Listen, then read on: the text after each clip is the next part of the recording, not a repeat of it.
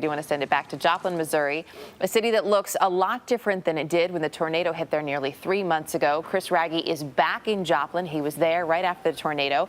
He's been taking a look for us this morning at Joplin's cleanup efforts and joins us again. Chris, good morning again.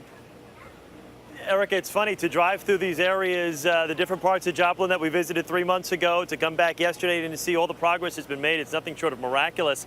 They've basically gotten through the whole debris removal. 95% has all been moved out in less than 3 months. Now it's about demolition and then rebuilding. It's funny, right after the tornado, I think when you looked around at the massive destruction, you said, where do you start? Well, the people of this community started, and now they've finished. On May 23rd, one day after a huge tornado ripped through Joplin, Missouri, there was nothing but complete and utter devastation. The storm tore through the town, leaving a destructive path 6 miles long and nearly a mile wide. According to Joplin city officials, 4.1 million cubic yards of debris has now been cleared from business and residential areas.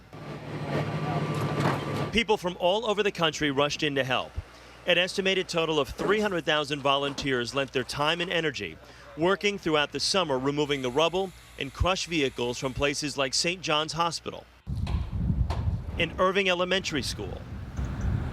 Now, just 87 days later and $2 million in donations to the city's rebuilding fund, the Joplin community can now begin to rebuild itself. And Erica, the one thing that we did note, especially over on 26th Street, which is right by where the St. John's Hospital is, what was just mounds and mounds of homes that looked like they were just thrown in blenders, churned up, and then spit out. It's now all gone, just kind of concrete slabs there in prairie land. And actually, even some of the trees have grown back. It's a totally different scene than what we saw less than 3 months ago. So the debris removal, like I said, is finished, but now it's about demolition and rebuilding, continuing to rebuild. The rebuilding is so important, but boy, that growth of a tree must mean so much on so many levels. You talked about the outpouring of financial support. There's also been a great deal of support just in the form of volunteers. Exactly. You know, they had about 75,000 registered volunteers that came into the area, but the real number was closer to about 300,000, maybe even a little bit more, of people that just came into the area and just went right to different sites, didn't register with anyone, just came here and devoted their time.